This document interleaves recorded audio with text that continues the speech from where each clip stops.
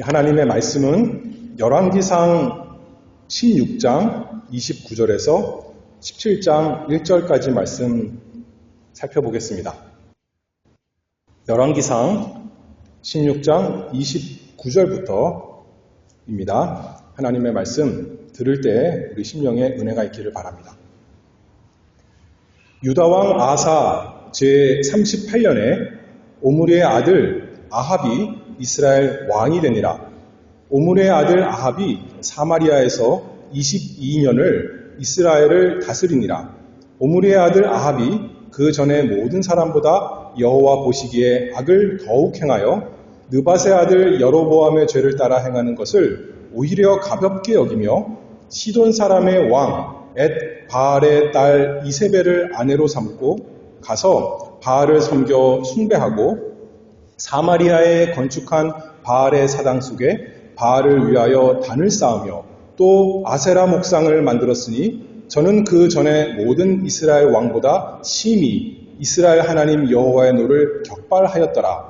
그 시대에 베델 사람 히엘이 여리고를 건축하였는데 저가 그 터를 쌓을 때 맏아들 아비람을 잃었고 그 문을 세울 때 말제 아들 수굽을 잃었으니 여호와께서 눈의 아들 여호수아로 하신 말씀과 같이 되었더라. 17장 1절입니다. 길르앗에 우거하는 자 중에 디셉 사람 엘리야가 아합에게 고하되 나의 섬기는 이스라엘 하나님 여호와의 사심을 가리켜 맹세하노니 내 말이 없으면 수년 동안 우로가 있지 아니하리라 하니라. 아멘. 오늘 말씀의 제목은 하나님의 선지자 엘리야, 하나님의 선지자 엘리야에 대해서 제가 이제부터 한 몇 달 동안 열왕기상 16장부터 하나님의 말씀을 증거하도록 하겠습니다. 여러분들 엘리야 잘 아시죠? 엘리야에는 구약에서만 유명한 것이 아니라 신약 성경에도 손가락에 꼽히는 성경 저자들이 많이 인용하는 사람 중에 하나입니다. 우리가 구약에서 유명한 사람 그러면 아브라함, 모세, 다윗, 그 다음에 이어서 엘리야가 신약에서 많이 나오는데요. 우리가 잘 아는 대로 예수님께서 제자들과 함께 높은 산에 올라가셔서 영광스럽게 변화되실 때 그때 누구랑 누가 나타났죠? 예수님과 함께? 모세와 엘리야가 나타났습니다. 모세는 구약의 율법의 대표다 그렇게 생각한다면 엘리야는 구약의 선지자의 대표다 그렇게 우리가 생각할 수 있습니다. 구약 성경을 우리가 율법과 선지자다 그렇게 얘기한다면 그 율법을 대표하는 모세 그리고 선지자를 대표하는 엘리야가 나타나서 예수님하고 함께 대화하는 것, 다시 말해서 예수님이야말로 하나님 말씀에서 증거하는 율법과 선지자가 예언했던 그 메시아, 하나님 백성의 유일한 구주시다. 그것을 잘 보여주는 선지자가 바로 엘리야였습니다. 모세 시대에도 하나님께서 놀라운 일들 많이 베푸셨는데 이 엘리야의 시대도 하나님께서 놀라운 일을 많이 베푸셨습니다. 그래서 우리가 모세나 엘리야 그 인생을 성경을 통해 살펴보면 참 우리가 저렇게 살아야겠구나, 저렇게 믿음을 가지고 능력을 가지고 살아야겠구나, 한편으로는 그런 신앙 모범이 되지만 우리가 잘 알듯이 이 사람들의 인생이 그렇게 좋았던 모습만 있는 것이 아닙니다. 모세나 아브라함이나 다윗이나 엘리야 한편으로는 다 신앙의 용사지만 또 다른 한편으로는 우리와 똑같이 넘어지고 실패하는 연약한 사람들이었습니다. 그래서 구약의 인물들을 볼 때 단지 그들의 어떤 모본을 본받아야겠다만을 보는 것이 아니라 우리가 물론 그렇게 해야 되지만 그 사람들의 삶을 통해서 하나님께서 그들을 어떻게 붙드시고 어떻게 은혜 주시고 어떻게 세우셨고 어떻게 하나님의 그 복음의 진리가 그 삶 가운데 나타났는가, 역사했는가 살펴보면서 우리도 동일하신 하나님께서 우리 삶 가운데 그렇게 역사하시기를 소망하며 고대하는 것 아니겠습니까? 로마서 15장 4절 말씀을 보면 이렇게 말씀하죠. 무엇이든지 전에 기록한 바는 우리의 교훈을 위하여 기록된 것이니 우리로 하여금 인내로 또는 성경의 안위로 소망을 가지게 함이니라. 그래서 이 세상을 사는 우리에게 하나님께서 오늘 이제 엘리야를 통해서 안위를 얻도록, 그래서 그로 말미암아 소망을 얻도록 그 하나님의 위로와 참된 소망이 우리 모두에게 있기를 바랍니다. 먼저는 엘리야가 살았던 시대가 어떠했는가 조금 생각해 보고자 합니다. 열왕기사 오늘 본문의 16장 29절에 보면 유다왕 아사 제38년에 오므리의 아들 아합이 이스라엘 왕이 되니라. 오므리의 아들 아합이 사마리아에서 22년을 이스라엘을 다스리니라. 이스라엘 나라 하나님께서 세워주셨죠. 가나안 땅에 들어갔는데 하나님께서 이들에게 왕을 주셨습니다. 첫 번째 왕 이름은 사울, 그리고 두 번째는 다윗, 그 다음에 다윗의 아들 솔로몬.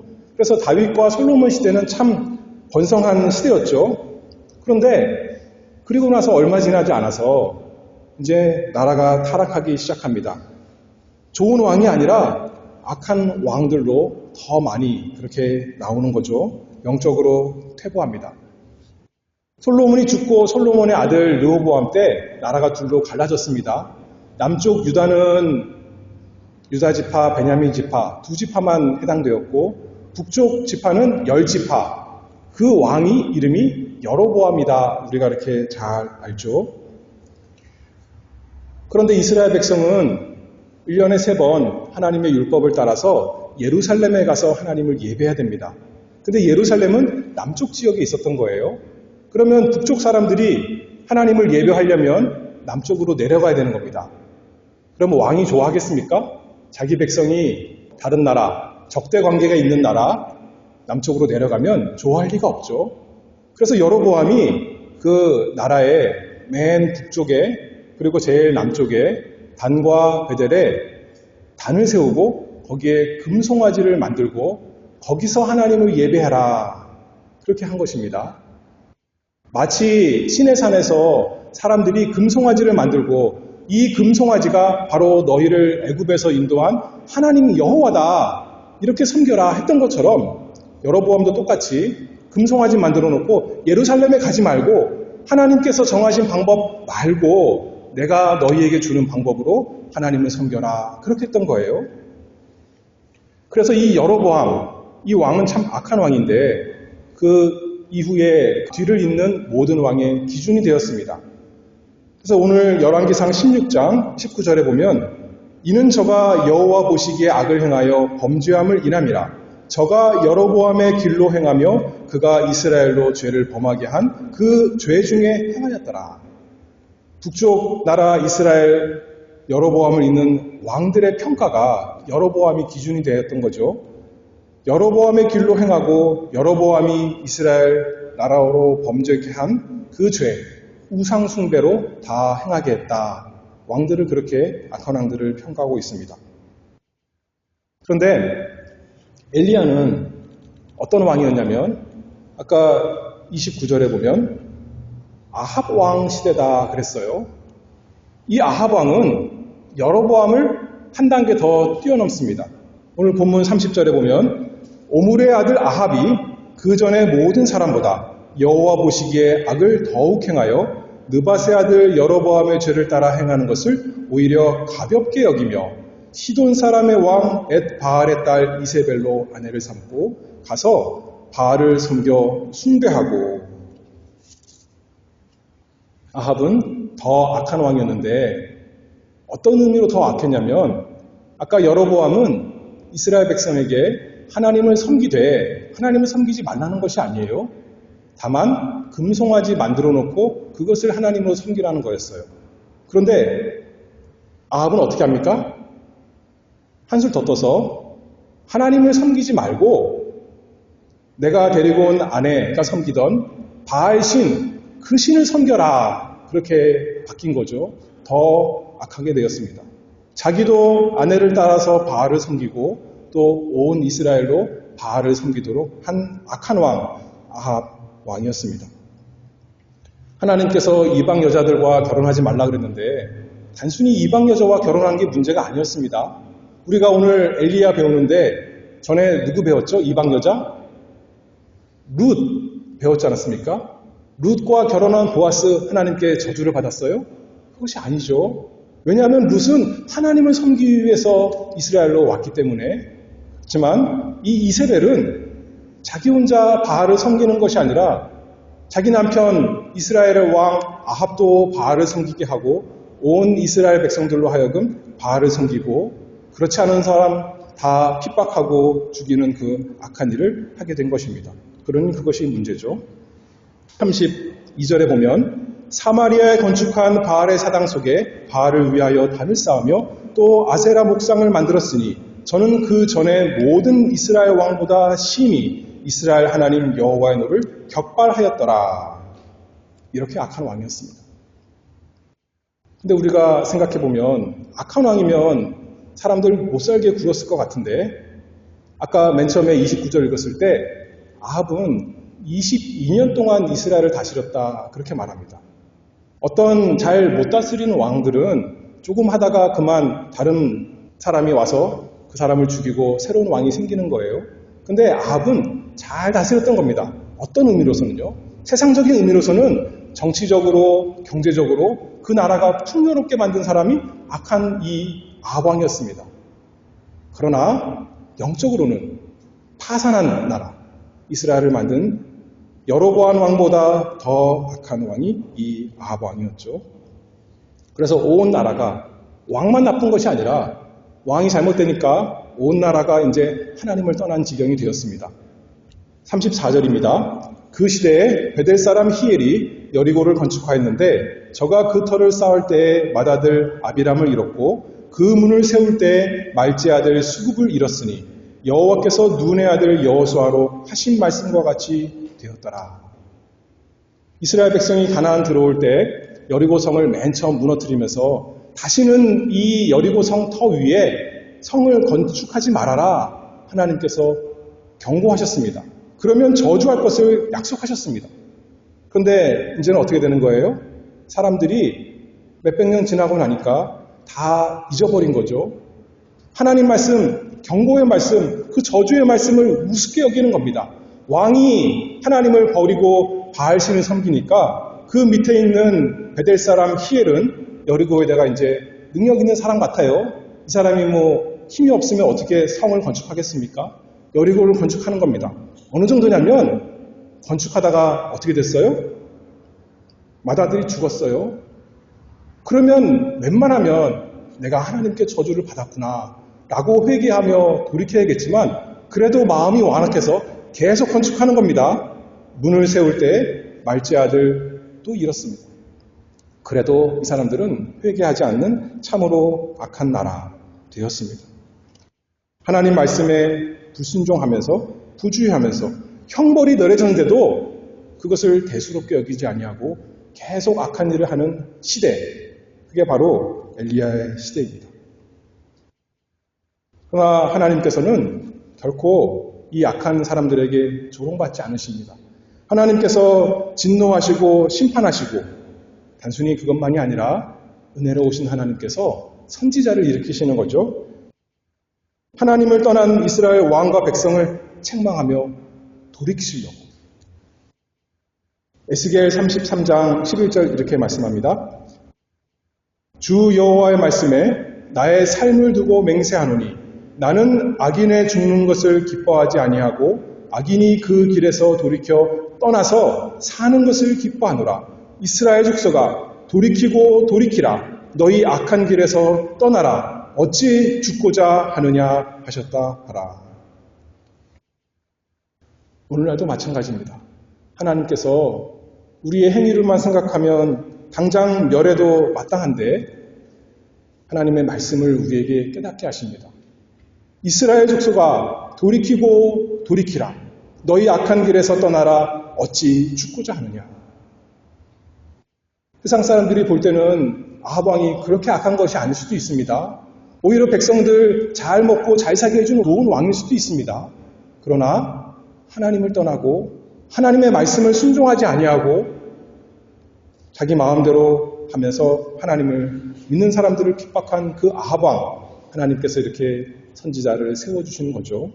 우리가 그 경고의 말씀을 잘 들어야겠습니다.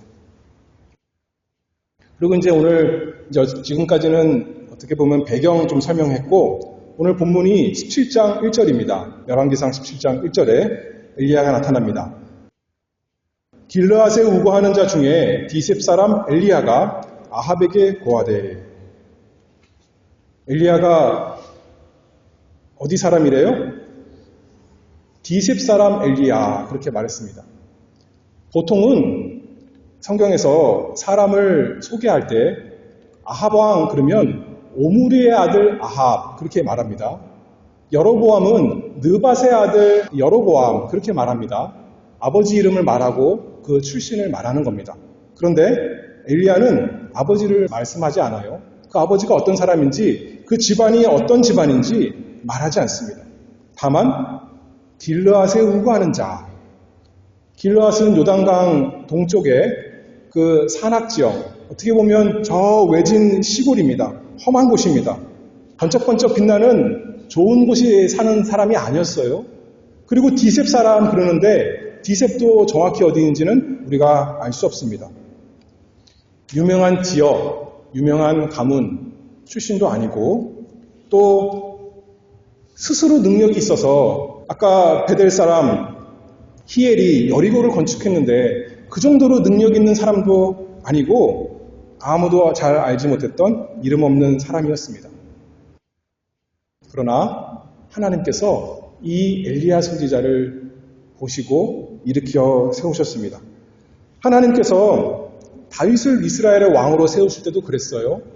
사무엘 선지자가 대단한 곳에 가서 사람들 많이 있는 곳에 가서 예전에 사울 왕이 있던 곳에 가서 왕을 세우는 것이 아니라 시골 베들레헴에 가서 이세 집안에 가서 사람들이 잘 인정해주지 않는 집안 가서 다윗을 세운 거죠. 근데 그 집에는 갔더니 어때요? 그 아버지도 다윗을 잘 인정해주지 않는 거예요. 사무엘이 보기에도 첫째 아들이 참 이스라엘 왕에 적합한 것 같은데 하나님께서는 사람의 눈에 보기에 참으로 아름답고 능력이 있어 보이는 그 사람을 세우신 게 아니죠. 하나님께서 이 어둡고 악한 이스라엘의 그 시대에 아무도 잘 알지 못하는 무명의 사람, 하나님을 위해서, 이스라엘 백성을 위해서 세우셨습니다. 이스라엘이 쇠퇴해서 어떻게 보면 영적으로는 다 마비된 것 같은데 하나님은 마비되시지 않으셨습니다. 아무도 모르는 시골 출신 엘리야를 지목하시면서 보라, 여기 내가 세운 사람이 있노라. 그의 말을 들으라. 하나님께서 그렇게 말씀하는 거죠.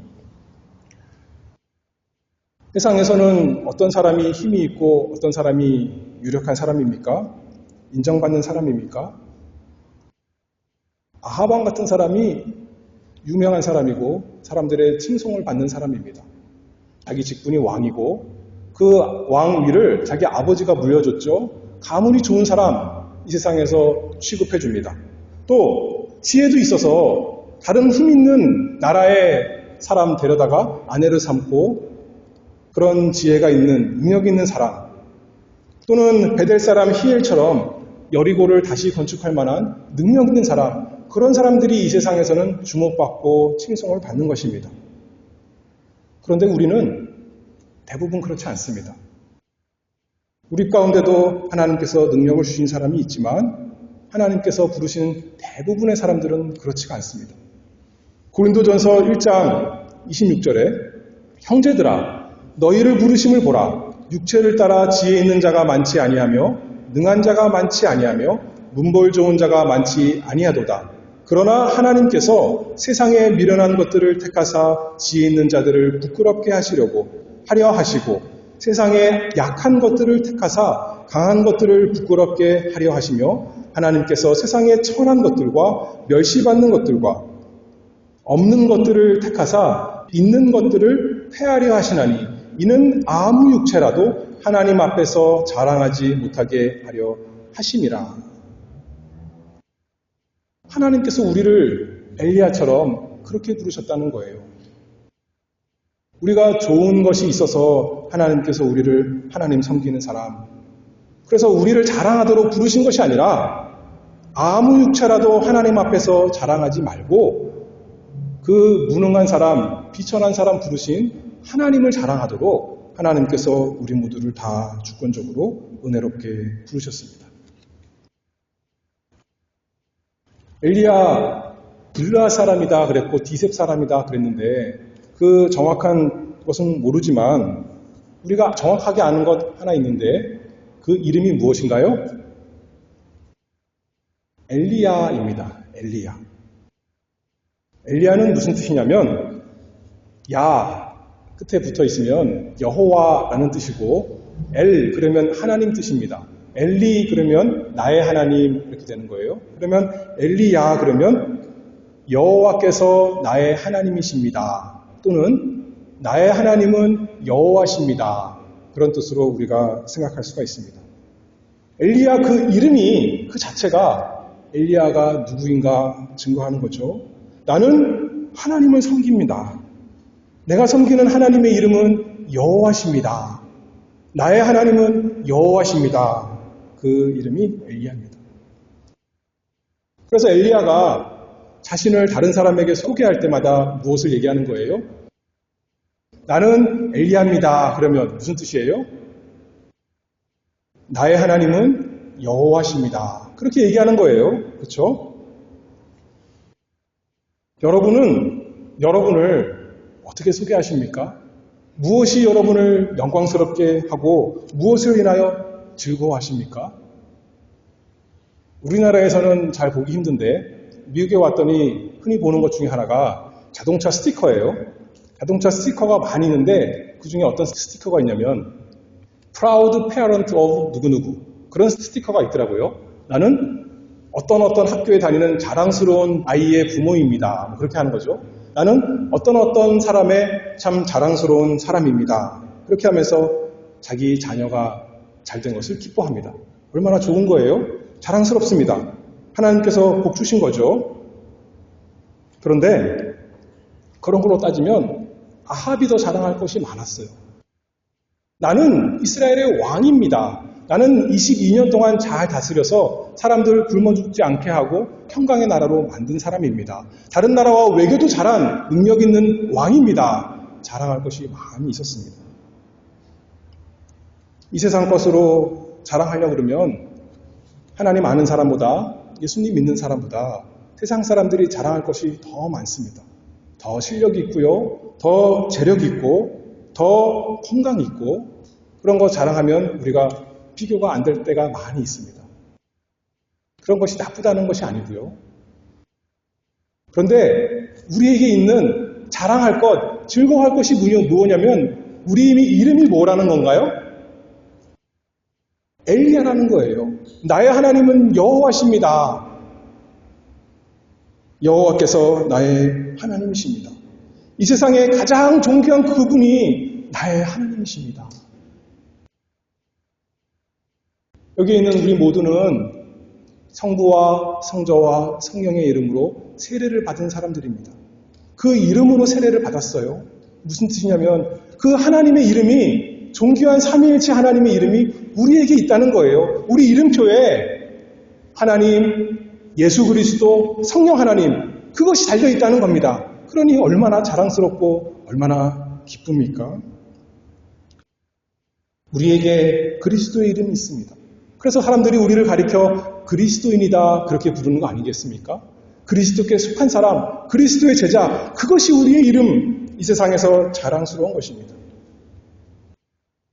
만약에 우리 능력으로 그것을 얻었다면, 그 이름을 얻었다면 우리를 자랑하겠지만 우리 생각해보면 너무나 미천하고 너무나 능력이 없는 사람인데 온 우주의 왕이신 하나님께서 주권적으로 우리를 사랑하여 불러 너는 내 사람이야. 그리고 우리에게 너는 엘리야라 그러셨으니 얼마나 감사하며 자랑한 거 아니겠습니까?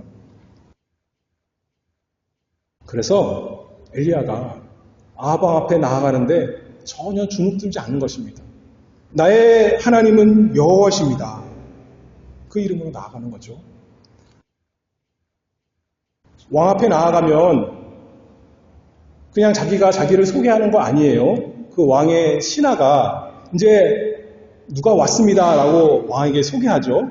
그러면 이제 뭐라 그랬을까요? 엘리야가 아합 왕에게 나아가는데 엘리야가 왔습니다. 그렇게 말하겠죠. 근데 그게 무슨 뜻이라는 거예요? 나의 하나님은 여호와십니다. 그렇게 엘리야가 아합 왕 앞에 나아갈 때 그 하나님이 울려 퍼지는 것 아니겠습니까? 우리가 이 세상에 살면서 그거 자랑하는 겁니다. 나의 이름은 엘리야구나. 그것이 나의 신분이구나. 내가 이 세상에서 건강이 좀 없을 수 있고 재산이 좀 없을 수 있고 여러 가지 안 좋은 것이 있을 수 있습니다. 있으면 좋겠지만 없을 수도 있다는 거예요. 그러나 그것이 나의 정체, 나의 신분, 나의 자랑거리가 아닙니다. 나는 나의 하나님은 여호와십니다. 여호와께서 나의 하나님이신 사람입니다. 그것을 알고 믿고 자랑하며 살아갑니다.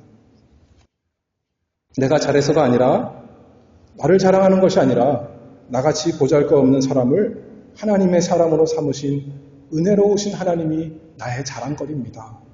내 능력이 아니라 죄인을 위해서 십자가에서 죽으시고 다시 사신 우리 주 예수 그리스도의 그 놀라운 능력이 나의 자랑이요, 나의 정체입니다.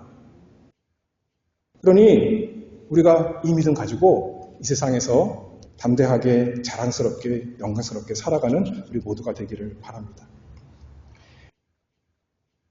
엘리야의 신분에 대해서 살펴봤고 그 다음에 세 번째로 엘리야의 신앙에 대해서 좀 살펴보겠습니다. 엘리야가 아합 왕에 나아가서 무엇을 이렇게 말했는지 1절 다시 읽어봅니다.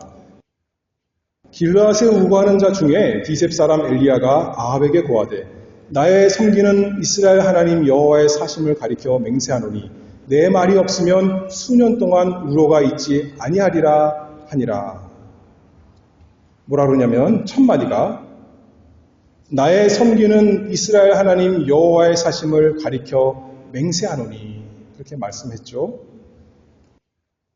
아합 왕 당신은 이방 나라 시돈 사람들이 섬기는 바알 그것을 하나님으로 섬기지만 나는 이스라엘 하나님 여호와를 섬기는 사람입니다. 이렇게 자기의 신앙을 고백하는 거죠. 당신은 거짓되고 헛된 우상, 바알, 죽은 신을 의지하고 섬기지만 나는 참되고 사신 여호와 하나님을 섬기는 사람입니다. 이렇게 신앙을 고백합니다. 여러분들에게 묻습니다. 여러분들에게 참으로 살아있는 것은 무엇입니까? 참으로 살아서 여러분들의 삶에 영향력을 주는 것은 무엇입니까? 반대로 말하면 여러분 삶에 이것이 없으면 도대체 안 되는 정말 중요한 것이 무엇입니까? 그래서 무엇이 여러분들의 살 때 결정하는 가장 근거가 됩니까? 엘리야는 뭐였다는 거예요? 나의 섬기는 이스라엘 하나님 여호와의 사심을 가리켜 맹세하노니 아합과 이스라엘 백성은 바알을 의지했습니다. 자기의 삶을 위해서 자기의 복을 위해서 바알을 의지했던 거예요. 왜냐하면 바알은 비를 내려주는 신이다 라고 알려졌기 때문에 그 당시 농경사회니까 바알에게 잘 희생을 바쳐야 섬겨야 풍요로운 나라 되겠구나 했던 거죠. 이 사람들이 단순히 어리석은 것이 아니에요. 자기들이 바알 잘 섬겨보니까 정말 22년 동안 잘 살았던 겁니다. 그러니 나는 바알을 섬기겠습니다 하는 것 아니겠어요? 그러나 엘리야는 증거하는 겁니다. 그 왕 앞에 가서 바알은 죽은 신입니다. 이스라엘 하나님 여호와께서 사시는 참 하나님이십니다. 역사하시는 분이십니다. 그렇게 말씀하는 겁니다. 시편 115편 5절부터 보면 우상에 대해서 이렇게 말씀합니다. 입이 있어도 말하지 못하며 눈이 있어도 보지 못하며 귀가 있어도 듣지 못하며 코가 있어도 맡지 못하며 손이 있어도 만지지 못하며 발이 있어도 걷지 못하며 목구멍으로 소리도 못하느니라. 우상을 만드는 자와 그것을 의지하는 자가 다 그와 같으리라. 그러나 엘리야가 말하는 거죠. 이스라엘아 여호와를 의지하라. 왜냐하면 그분은 살아계신 분이시니까 살아서 가만히 식물인간처럼 계신 분이 아니라 능력 있게 역사하시는 참된 하나님이시니까 그는 너희 도움이시오 너희 방패시오다. 우상을 섬기는 사람들이 우상을 섬기는 이유는 거기에 유익이 있는 것처럼 보이기 때문입니다. 왜 사람들이 세상을 추구합니까? 세상적으로 복을 얻는 것이 자기 경험으로 해봤거든요. 열심히 추구하는 겁니다. 그러나 하나님을 섬기는 것이 손해보고 희생하는 것이 아니라는 거예요. 영원한 관점에서, 참된 관점에서는 그런 것입니다. 사단은 언제나 우리에게 찾아와서 하나님 말씀 어기고 내가 말하는 것 그거 해. 그러면 너에게 좋은 것이 있을 거야. 너에게 복이 있을 거야. 내가 즐거움을 누릴 거야. 라고 하지만 살아계신 하나님께서는 분명히 말씀하시죠. 내 명령을 어기면 정령 죽으리라. 사람들은 뭐라 그래요? 세상 사람들이 다 그렇게 사는데요. 하나님 말씀 상관없이 육신의 문제를 위해서 그렇게 열심히 잘 살고 행복하게 사는데요. 엘리야 시대가 그랬던 거예요. 다 주위를 둘러봐도 왕이 그렇고 다른 모든 백성이 세상 추구하면서 잘 먹고 잘 사는 겁니다. 엘리야 생각에는 자기만 살아계신 하나님을 섬기는 것입니다. 그러나 하나님께서 엘리야에게 믿음을 주셨어요. 모든 사람이 바알을 섬기며 세상 쫓아갈지라도 그것은 우상이다. 어리석은 것이고 죽은 것이고 헛된 것이고 내 이름은 엘리야. 나의 하나님은 여호와십니다. 그 하나님은 살아계신 분이십니다. 라고 아합 앞에 나아가서 담대히 외쳤습니다. 사람들은 이 세상이 자기에게 복을 줄 줄 알고 열심히 그것을 합니다. 하나님 말씀 어기면서도 무시하면서도 당장 복을 얻기 위해서 비를 얻기 위해서 바알을 섬기는 것입니다. 그러나 우리는 아는 사람들이죠. 비를 주시는 분, 하늘로서 우리에게 복 주시는 분, 이 세상에서 좋은 것도 마찬가지예요. 영적인 것만 그것이 아니라 그 모든 복을 주시는 분은 오직 살아계신 이스라엘의 하나님 여호와, 나의 하나님 그분만이 참된 하나님이십니다. 그 신앙 우리가 살아가야겠습니다. 그분께서 하늘을 닫으시면 비만 아니라 이슬도 전혀 땅에 내리지 않습니다. 하나님께서 하늘 문을 닫으시면 나에게 어떤 좋은 것이 내려올 수가 없습니다. 그러니 나는 하나님만을 바라보고 하나님만, 사신 하나님, 나의 하나님 그분을 의지하겠습니다. 그분만이 나의 도움이시요 방패이십니다. 열왕기상 17장 1절에 엘리야가 아합에게 한 말 다시 한번 읽어보면 이렇게 말씀하죠. 나의 섬기는 이스라엘 하나님 여호와의 사심을 가리켜 맹세하노니. 우리 성경에 이렇게 번역해놨는데 그대로 직역해보면 이런 뜻입니다. 내가 그 앞에 서 있는 이스라엘 하나님 여호와께서 사시기 때문에, 무슨 말씀인지 알겠죠? 이스라엘 하나님 여호와께서 살아계시기 때문에 이렇게 이제 말한다는 겁니다. 그리고 나는 그분 앞에 서 있는 사람입니다. 아합 왕 앞에 서 있을 때도 우리가 이렇게 예배하러 나올 때뿐만 아니라 이 세상에 나가서 다른 사람들 만날 때에도 무슨 일을 할 때도 나는 하나님 앞에 서 있는 사람입니다. 그 하나님, 눈 감고 계신 하나님, 귀 닫고 계신 분이 아니라 아무 말씀하시지 않는 분이 아니라 내 모든 것을 보시고 들으시고 내 심령에 말씀하시는 살아계신 하나님, 나에게 복 주시는 나의 하나님 여호와, 내가 그분 앞에서 살아갑니다. 이 엘리야가 그렇게 신앙 고백을 하는 것이죠. 그것이 우리가 믿어야 될 것이고 우리가 이 세상에서 그리고 영원한 세상에서도 살아야 되는 방법입니다. 유일한 방법입니다.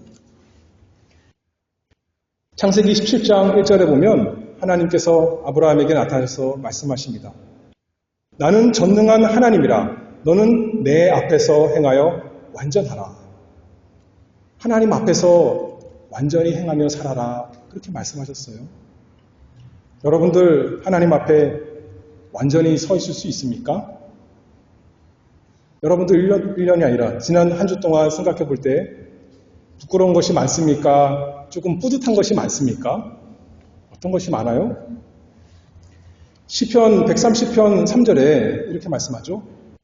여호와여 주께서 죄악을 감찰하실진데 주여 누가 서리이까? 누가 감히 하나님의 그 불꽃 같은 눈앞에 서 있을 수 있습니까? 꼿꼿이 허리를 펴고. 그런데 서 있을 수 있다는 거예요. 우리가 엘리야처럼 하나님 앞에 서 있을 수 있다는 겁니다. 왜요? 우리가 죄가 없어서요? 그 다음 절에 보면 사유하심이 주께 있음은 주를 경외케 하심이니이다.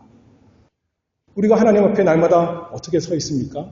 단순히 그냥 우리 그대로 모습 서 있는 것이 아니라 하나님께서 우리에게 복되게 주신 예수 그리스도를 인하여 그분 앞에 서는 것이죠.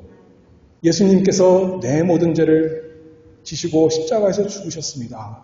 그것을 믿으니까 예수님 때문에 내 모든 죄가 사해진 것, 내가 이제 하나님 앞에 의롭다 여겨지니까 담대히 서서 하나님 나에게 복 주시옵소서 우리가 그렇게 할 수 있는 거 아니겠습니까? 얼마나 감사한 우리 상태가 되었습니까? 그것이 우리가 이 세상에서도 살아가는 방법입니다. 이 세상 처지 생각해보면 우리에게 별로 자랑할 것이 없지만 자랑할 것이 있는데 나의 하나님이 여호와이십니다.